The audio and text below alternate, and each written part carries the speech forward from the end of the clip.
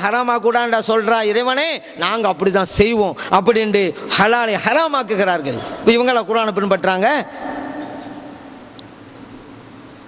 பிதாத்துனால என்னன்னு புரியணும், அது புரியணும். உண்மையிலே பிதாத்துவாதிகள் இவர்கள் தான்.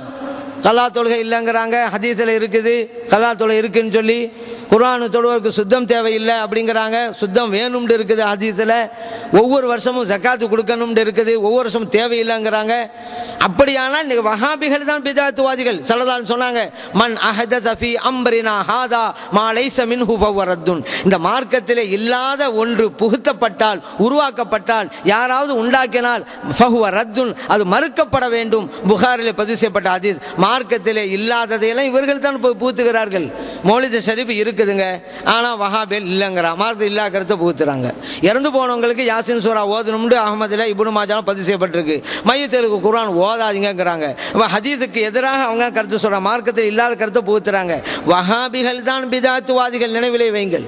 மார்க்கத்தில் இல்லாத கருத்தை அவர்கள் தான் பூத்து கொண்டே இருக்கிறார்கள். விளங்காதனால விளங்கலை, ஆனால் விளங்கலன்னு ஒப்புக்கொண்டாலும் பரவாயில்லை, ஆனால் எல்லாம் தெரிஞ்ச மாதிரி நினைக்கிறான். அதுதான் ஆபத்து. ஒரு ஆள் தெரியலன்னு நினைக்கிறான், பிரச்சனை இல்லை. தெரியல நினைச்சுதான் அவன் தெரிந்து கொள்ள வாய்ப்பு இருக்குது. எனக்கே தெரியும்னு நினைச்சுக்கிட்டே இருந்தா அவனுக்கு உண்மையிலே தெரியல, அவன் தெரிந்து கொள்வதற்கு வாய்ப்பே இல்லை. ஏன் எனக்கு எல்லாம் தெரியும்னு நினைச்சுக்கிட்டு இருக்கிறான், அது பெரிய ஆபத்து. தெரியாம இருக்கிறதை விட தவறா புரிஞ்சுக்கிறது ஆபத்து. ஆசிரியர் கேட்கிறார் மாணவனை பார்த்து, முக்கணி என்றா என்னன்னு தெரியுமாடா அப்படின்றாரு. தெரியலை அவனுக்கு, ஆனால் அப்படி தெரியலை அப்படின்னு தெரிஞ்சா கூட இவர் சொல்லி கொடுத்துருப்பாரு. அவன் தெரிஞ்ச மாதிரி சொன்னான், எனக்கு தெரியும் அப்படின்னா. சரி சொல்றா அப்படின்றாரு. இவன் சொன்னான், அஹ்மது கனி, நாகூர் கனி, ஷாஜான் கனி அப்படிங்கிறான். அதே அவர் கேட்டாரு. ஆனால் தெரியலைன்றா கூட சொல்லி கொடுத்துருப்பாரு. இவனுக்கு தெரிஞ்ச மாதிரி, இதுதான் ஆபத்து. இவன் இதுதான் 3 கனி நினச்சிக்கிட்டு அவன் தெருவில் உள்ள 3 பேரை கரெக்டாக சொல்லிவிட்டான். இப்போ இது ஆபத்து அல்லவா?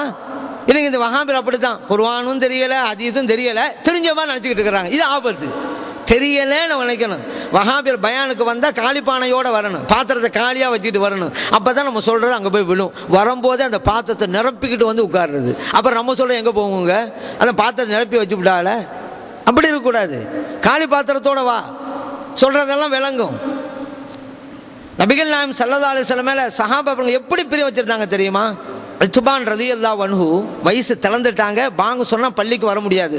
அந்த கட்டம் வந்தோடனே சரி இனிமேல் வீட்டில் தான் தொழ முடியும், பள்ளிக்கு வர முடியாத சூழ்நிலை வந்து போச்சு. ஸல்லல்லாஹு அலைஹி வஸல்லம் அவங்ககிட்ட வந்து யாரை சொல்லலாம், இனிமேல் நான் பள்ளிக்கு வர முடியாது, வீட்டில் தான் தொழணும், நீங்கள் என் வீட்டுக்கு வரணும், ஒரு இடத்துல நீங்கள் தொழுவணும், அந்த இடத்துல தான் நான் ஒவ்வொரு நாளும் தொழுவேன், வாங்கன்னு கூப்பிட்றாங்க. ஸல்லல்லாஹு அலைஹி வஸல்லம் வர்றாங்க, நான் எங்கே தொழுவேன்னு கேட்குறாங்க. உத்பான் ரலியல்லாஹு அன்ஹு இடத்த காமிக்கிறாங்க. ஸல்லல்லாஹு அலைஹி வஸல்லம் தொழுகிறாங்க. அதே இடத்திலேயே இந்த சஹாபி தொழுது வந்தார்கள். புகாரிலே பதிவு செய்யப்பட்ட ஹதீஸ். ஏங்க இந்த மண்ணுலகம் முழுவதும் மஸ்ஜித் தானங்க, எங்கே வேண்டுமானும் தொழுகலாம்ல.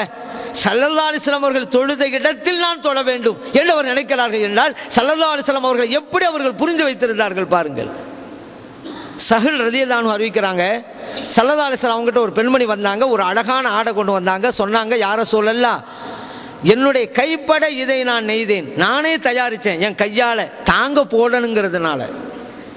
ஸல்லல்லாஹு அலைஹி வஸல்லம் இப்படி சொன்ன உடனே அந்த ஆடை அழகாக இருந்ததுனால அவங்க போட்டுக்கிட்டாங்க. ஒரு சஹாபி சொன்னாங்க, யாரை சொல்லலாம், இந்த ஆடை ரொம்ப அழகாக இருக்கு அப்படின்னாங்க. ஸல்லல்லாஹு அலைஹி வஸல்லம் உடனே கலட்டி நீங்கள் இங்கே வச்சுக்கிறங்க அப்படின்ட்டாங்க. மற்ற சஹாபா பெருமக்கள் அந்த தோழர்கிட்ட சொன்னாங்க, ஏங்க ஸல்லல்லாஹு அலைஹி வஸல்லம் அவங்ககிட்ட ஏதாவது ஒன்று கேட்டாக்க உடனே கொடுத்துருவாங்கன்னு தெரியதானே செய்யும் உங்களுக்கு. இந்த ஆடை அவங்க ரொம்ப பிரியமாக அணிஞ்சிருந்தாங்கல்ல, நீங்கள் அப்படி சொன்னீங்க, பிரியமாக அணிஞ்சிருந்தா உங்கள்கிட்ட தந்துட்டாங்கல்ல அல்லவா, இப்படி சொல்லலாமா நீங்கள்? இப்போ அந்த சஹாபி சொன்னாங்க, நண்பர்களே இதை நான் போட்டுக்கொள்வதற்காக வாங்கலையே ஸல்லல்லாஹு அலைஹி வஸல்லம் அவங்ககிட்ட இருந்து, நான் இந்த உலகத்திலிருந்து மறைந்து போனால், வஃபாத்தானால் எனக்கு கவன் துணியாக அணிவிக்கப்பட இந்த ஆடை வேண்டும் என்பதற்காக தான் ஸல்லல்லாஹு அலைஹி வஸல்லம் கிட்ட நான் கேட்டு வாங்கினேன். சஹல் ரலியல்லாஹு சொல்றாங்க, அந்த சாபி சொன்னது மாதிரி அவங்க வஃபாத்தானதுக்கு பின்னால அந்த ஆடை தான் கவன் துணியாக அணிவிக்கப்பட்டது. புகாரிலே பதிவு செய்யப்பட்ட ஹதீஸ். இந்த வஹாபியெல்லாம் சொல்லுவாங்களே, இதெல்லாம் மூடப்பழக்கம்னு எப்படி புரிந்து வைத்தினா பாருங்க. ஸல்லல்லாஹு அலைஹி வஸல்லம் மேனியிலே கடந்த ஆடை தான் இந்த உலகத்திலிருந்து நான் பிரிகின்ற போது என் உடலோடு சேர்ந்து அந்த ஆடை வர வேண்டும் என்று அந்த தோழர் விரும்புகிறார்கள், அங்கீகரிக்கிறார்கள் ஸல்லல்லாஹு அலைஹி வஸல்லம் அவர்கள். இதுவல்லவா அன்பு? அன்பை வெளிப்படுத்தணுங்க. நம்ம மனுஷர் ஓதுறது அன்பை வெளிப்படுத்துறது தான். வஹாபியர் சொல்லுவாங்க, நாங்கள் தான் அனுபவிக்கிறோம், நாங்கள் தான் அனுபவிக்கிறோம். இவ்வளவு சும்மா பேச்சு. அன்புண்டா வெளிப்படுத்தணும். ஒரு ஆள் வீடு கட்டினான், பல கோடி ரூபாய்க்கு கட்டினா வீடை கட்டினான், அன்னை இல்லம்னு பேர் வச்சான். தாயோட பேரில். மற்றவங்களுக்கெல்லாம் ஆச்சரியம், இந்த ஆள் தன் உம்மா மேலே எவ்வளோ பிரியம் வச்சுருந்தா இவ்வளோ பெரிய மாளிகைக்கு அன்னை இல்லம்னு பேர் வைப்பார். ஆச்சரியப்பட்டாங்க. அந்த வீடு புதுமனை புகுவிழா திறக்கிறாங்க, வீடு திறக்கிறாங்க, எல்லாம் பேசிக்கிட்டாங்க. அவர் வீட்டுக்காரரை அழைச்சி, உங்கள் தாய் மேலே இவ்வளோ பிரியம் வச்சு வீட்டுக்கே அன்னை இல்லம்னு பேர் வச்சுட்டீங்களே, அந்த உங்களுடைய அன்னையை கொஞ்சம் காமிங்களேன் அப்படின்ட்டு. இந்த ஆள் சொன்னால், அந்த அண்ணன் இன்னைக்கு இப்போ முதியோர் இல்லத்தில் இருக்கிறாங்க அப்படிங்கிறான். அவன் வீட்டுக்கு அன்னை இல்லம்னு பேர் வச்சுட்டு அந்த அன்னையை முதியோர் இல்லத்தை கொண்டு போய் விட்டு வச்சிருக்கிறான். இதுதான் பிரியம். பிரியம்ங்கிறத வெளிப்படுத்தி காட்டணுங்க, அதான் ரொம்ப முக்கியம். அதான் குழந்தை வளர்ப்பெல்லாம் சரியாக இருக்கணும் சொல்ல காரணம் அதனால தான். நம்முடைய குழந்தைகளெல்லாம் அந்த அமைப்பிலேயே கொண்டு வரணும். நம்ம இங்கிலீஷ் படிப்பு அந்த படிப்பு இந்த படம் கொடுக்குறோம், அக்கீதாவை கொடுத்துடணும். ஆனால் இன்னைக்கு இங்கிலீஷ் படிப்பு வந்ததுனால தவறான வார்த்தைகள்லாம் இன்னைக்கு உம்மான்னு யாரும் சொல்கிறது இல்லையே, மம்மிங்கிறாங்க. மம்மி, அதில் ஒரு பிள்ளை மம்முன்னு தான் உமாவை கூப்பிடும், மம்மின்னு கூட மம். அந்த குழந்தைய கூப்பிட்டு, என்னம்மா உங்கள் உமாவை மம்ங்கிறிய, உன் பெரியம்மாவை என்ன சொல்லுவ, மேக்சிமம் அப்படிங்கிறது. உன் சின்னம்மாவை என்ன சொல்லுவ, மினிமம் அப்படிங்கிறது அந்த பிள்ளை. ஸல்லல்லாஹு அலைஹி வஸல்லம் மீது நாம் மஹப்பத்து வைக்கிறோம், அவர்களை மரியாதை செலுத்துறோம். இன்றைக்கி மரியாதைங்கிறதே பார்க்க முடியலையே வஹாபிகள்கிட்ட. நம்ம சுன்ன ஜமாத்தினர்கள் நெஞ்சு நிமிர்த்து எதையும் சொல்ல முடியும். ஸல்லல்லாஹு அலைஹி வஸல்லம் அவருடைய சுன்னத்தை இன்றைக்கும் ஹயாத்தாக்குவது நாம் தான். விருந்தோம்பலாக இருந்தாலும் சரிதான், அடுத்தவங்களை பெரியவங்களை மதிக்கிறதா இருந்தாலும் சரிதான். பெரியவங்க வந்தால் எழுந்துன்னு வரவேற்பு கொடுக்குறோம்ல, வஹாபியில் எந்திரிக்க மாட்டாங்களே, அது என்ன எழுந்திருக்கிறது அப்படிம்பாங்க. ஸல்லல்லாஹு அலைஹி வஸல்லம் சொன்னாங்களாம் சஹாபா பெருமக்கள்கிட்ட, நான் வந்தால் நீங்கள் எழுந்துடாதீங்கன்னு. அதுதான் ஆதாரமாக. எப்போவுமே ஒரு வழி பாதை. ஸல்லல்லாஹு அலைஹி வஸல்லம் இப்படி சொன்னதை மட்டும் எடுத்தாங்களே, மற்றவங்களுக்கு ஸல்லல்லாஹு அலைஹி வஸல்லம் கட்டளை போட்டதை விட்டுட்டாங்க. ஸல்லல்லாஹு அலைஹி வஸல்லம் மஸ்ஜித் நபவியில் இருக்கிறாங்க, அருமை தோழர்கள் இருக்கிறாங்க. சஅத் இப்னு முஆத் ரலியல்லாஹு அன்ஹு வருகை தந்தபோது, கூமு இலா சய்யிதிக்கும், உங்கள் தலைவர் வருகிறார், எழுந்து நின்று வரவேற்பு கொடுங்கள் என்றார்களே நபிகள் நாயகம் ஸல்லல்லாஹு அலைஹி வஸல்லம் அவர்கள். புகாரியில் தான் பதிவு செய்யப்பட்டிருக்கிறது. அதான் 4000 ஹதீஸை படிக்க சொன்னோம். நம்ம இமாம்கள் எல்லாம் லட்சக்கணக்கான ஹதீஸை மனனம் செஞ்சாங்க. அதான் ஹாஃபில். அது வெறும் ஹதீஸை இல்லை, அறிவிப்பாளர் வரிசையோட. இந்த வஹாபிட் நம்ம சொல்றது சும்மா படிச்சு அர்த்தம் மட்டும் புரிப்பா அப்படிங்கிறோம். 4000 ஹதீஸை படி, புகாரியை மட்டும் போதும். ஸல்லல்லாஹு அலைஹி வஸல்லம் அவர்கள் பெரியவங்களை கண்டா எழுந்து நிற்க சொல்லியிருக்கிறாங்க, புகாரில் தானே இருக்குது, ஏன் பார்க்கல? நபிகள் நாயகம் ஸல்லல்லாஹு அலைஹி வஸல்லம் அவர்கள் ஃபாத்திமா ரலியல்லாஹு அன்ஹா வீட்டுக்கு போயிட்டா ஃபாத்திமா ரலியல்லாஹு அன்ஹா எழுந்து நின்று வரவேற்பு கொடுப்பார்கள். ஃபாத்திமா ரலியல்லாஹு அன்ஹா நபிகள் நாயகம் ஸல்லல்லாஹு அலைஹி வஸல்லம் வீட்டுக்கு போனாக்கா நபிகள் நாயகம் ஸல்லல்லாஹு அலைஹி வஸல்லம் அவர்கள் எழுந்து நின்று வரவேற்பு கொடுப்பார்கள். அபூதாவுதிலே பதிவு செய்யப்பட்ட ஹதீஸ். ஸல்லல்லாஹு அலைஹி வஸல்லம் சொன்னாங்கல்ல, நான் வந்தா எழாதீங்கன்னு, இது மட்டும் தானே சொல்றாங்க. அதே ஸல்லல்லாஹு அலைஹி வஸல்லம் அவர்களுக்கு சஹாபா பெருமக்கள் எழுந்து நின்றார்கள் அப்படிங்கிற ஹதீஸை இவங்க ஏன் பார்க்கல? புகாரியை படிக்கல, மற்ற கிதாப் எங்க போய் பார்க்க போறாங்க?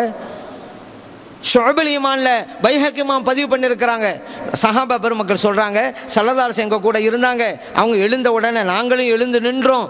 நபிகள் நாயகம் ஸல்லல்லாஹு அலைஹி வஸல்லம் அவர்கள் அவர்களுடைய வீட்டுக்குள்ளே நுழைகின்ற வரைக்கும் நாங்கள் நின்றவர்களாகவே இருந்தோம். ஷுஅபுல் ஈமான்ல இந்த ஹதீஸை பார்க்க வேண்டியதானே. பெரியவர்களுக்கு மரியாதைங்க, அதுதாங்க மலக்குமார்களுடைய பாதை. அப்பதாங்க வெற்றி பெற முடியும். பெரியவர்களை மதிக்காம நான் தௌஹீதில் இருக்கிறேன் தௌஹீதில் இருக்கேங்கிறது இப்லீஸுடைய பாதங்க, தோல்விதாங்க. நான் இப்லீஸ் என்ன தௌஹீதில் குறை வச்சான்? சொன்னான், இறைவனே நான் சஜிதாவா, அது உனக்கு மட்டும்தான், மற்றவர்கள் இல்லைன்னா என்னமோ அதை தான் அவன் தௌஹீத் நினைச்சான். அதை மதிக்க மாட்டேன்ட்டான். பெரியோர்களை மதிக்காத தௌஹீத் பலன் கொடுக்காது அப்படிங்கிறதுக்கு இப்லீஸுடைய வரலாறு தான் சான்று. மலக்குமார்கள் பாருங்க, இறைவனை வணங்கினாங்க, ஆதம் அலைஹிஸ்ஸலாத்தை மதிச்சிட்டாங்க, வெற்றி அடைஞ்சிட்டாங்க. சுன்ன ஜமாத்தில் நாம் அப்படித்தான், இறைவனை வணங்குகிறோம், இறை நேசரை மதிக்கிறோம், வெற்றி அடைந்தவர்கள்.